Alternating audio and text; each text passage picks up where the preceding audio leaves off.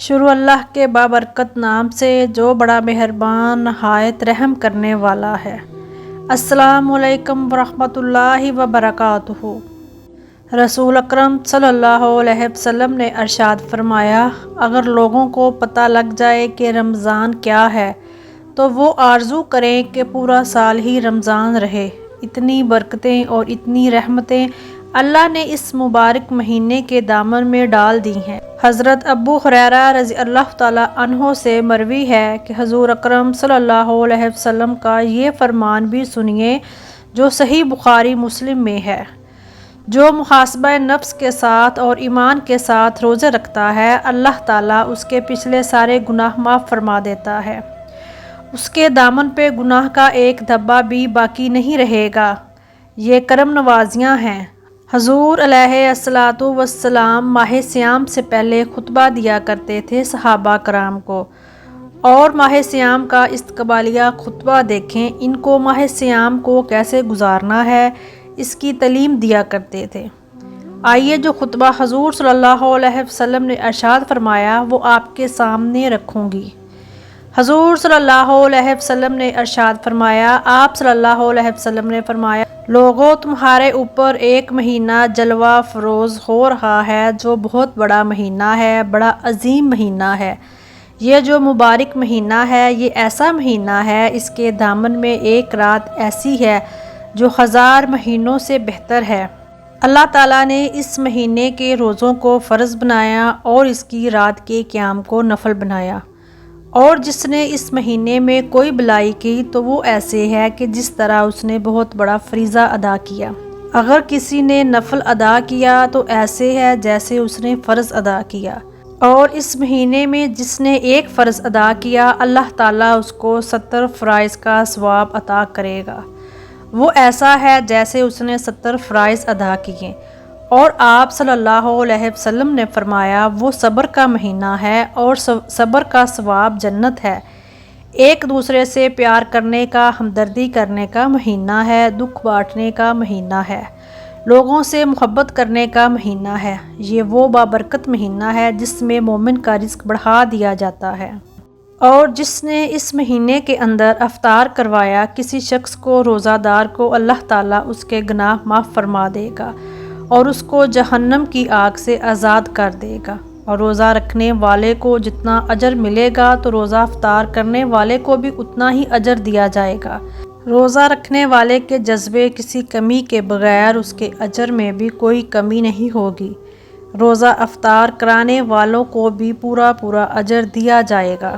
صحابہ کرام رضی اللہ تعالیٰ عنہ فرماتے ہیں، ہم نے عرض کی، اے اللہ کے پیارے حبیب صلی اللہ علیہ وسلم، ہم میں سے سارے تو ایسے نہیں ہیں کہ جو روزہ دار کو روزہ افطار کروا سکیں، غریب لوگ بھی ہیں، مسکین لوگ بھی ہیں، تو سارے لوگ تو ایسے نہیں ہیں۔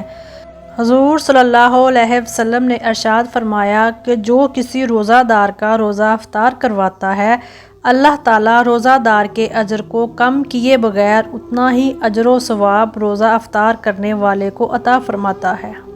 تو صحابہ کرام رضی اللہ تعالیٰ عنہ نے عرض کی، یا رسول اللہ صلی اللہ علیہ وسلم، ہم میں سے کچھ ایسے لوگ ہیں جو روزہ افطار کروا نہیں سکتے، اتنی طاقت نہیں رکھتے کہ ہم روزہ افطار کروائیں، تو پھر یہ ثواب ہم تو نہیں پا سکیں گے۔ تو حضور اکرم صلی اللہ علیہ وسلم نے فرمایا، لازمی نہیں ہے کہ تم سیراب کر کے کسی کو کھانا کھلاؤ، دودھ کے ایک گھونٹ سے یا ایک کھجور سے یا پانی کے ایک گھونٹ سے بھی روزہ افطار کروا سکتے ہو۔ ضروری نہیں سموسے، پکوڑے یا بہت بڑے لوازمات ہو جن سے افطاری کروائی جائے، اللہ تعالیٰ اس کو پورا ثواب عطا فرمائے گا۔ سبحان اللہ۔ اور جس نے پورا اہتمام کیا کہ اس کو صحیح افطاری کروائی، اس کو سیراب بھی کیا، اس کو رجایا بھی، حضور صلی اللہ علیہ وسلم نے فرمایا، اللہ تعالیٰ قیامت کے دن میرے ہاتھوں سے اسے حوض کوثر کا جام نصیب فرمائیں گے۔ اور فرمایا کہ جس کو حوض کوثر ملے گا اور وہ پی لے گا تو رسول کریم صلی اللہ علیہ وسلم نے ارشاد فرمایا کہ جنت میں داخل ہونے تک حشر کا سارا دن جو 50,000 سال کا دن ہوگا تو اس میں اسے سارا دن پیاس نہیں لگے گی۔ تو یہ ماحول پیدا کریں۔ اگر کچھ بھی نہیں ہے کہ آپ بڑا اہتمام کریں، اگر آپ ایک مٹھی کھجوروں کی جو ہے وہ مسجد میں بیچ دیں یا ہمسایوں کے گھر بیچ دیں یا کسی غریب کو دے دیں کہ جناب آج یہ روزہ میری جانب سے آپ کھولو، تو وہ دی ہوئی کھجور بھی پورے روزے کا ثواب نامہ اعمال میں درج کر دے گی۔ اور اگر کسی کو گھونٹ پانی کا پلا دیں تو وہ بھی نامہ اعمال کے اندر مکمل ثواب روزے کا لکھ دیا جائے گا۔ اور اگر اللہ نے آپ کو استطاعت دی ہے تو یہ سیاسی افطاریاں چھوڑیں، ان لوگوں کو روزہ افطار کروائیں جنہوں نے روزہ رکھا ہوا ہے۔ آج کل یہ فیشن بھی ہو گیا ہے کہ اپنی نمائش کے لیے افطاری کروائی جاتی ہے۔ اس میں کوشش ہوتی ہے کہ کوئی وزیر مل جائے، کوئی MNA صاحب مل جائے، کوئی آفیسر مل جائے، اس بہانے سے ان کی دعوت کا موقع مل جائے۔ اور اکثر دیکھنے کو ایسا ملتا ہے کہ اکثر ان لوگوں کا روزہ کھلوایا جاتا ہے جن لوگوں نے روزہ رکھا ہی نہیں ہوتا۔ وہ دوپہر کو بھی کھول کے آئے ہیں اور صبح کو بھی کھول رکھا ہے انہوں نے، اور اب بھی وہ بیٹھے ہوئے ہیں، اور تب ہنسی آتی ہے، روزہ رکھا ہوا ہی نہیں اور انتظار کر رہے ہوتے ہیں کہ اذان ہو جائے۔ تو یہ سیاسی افطاریاں چھوڑے۔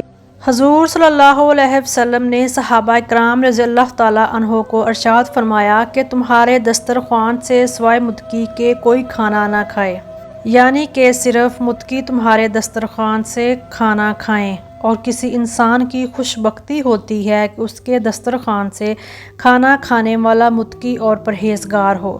تو آپ اللہ کی مخلوق کو دیں، اگر کوئی بھوکا ہو، لیکن اگر دعوت کرنے کا شوق ہو تو کسی فقیر آدمی کو، کسی غریب آدمی کو، کسی مسکین آدمی کو دیں۔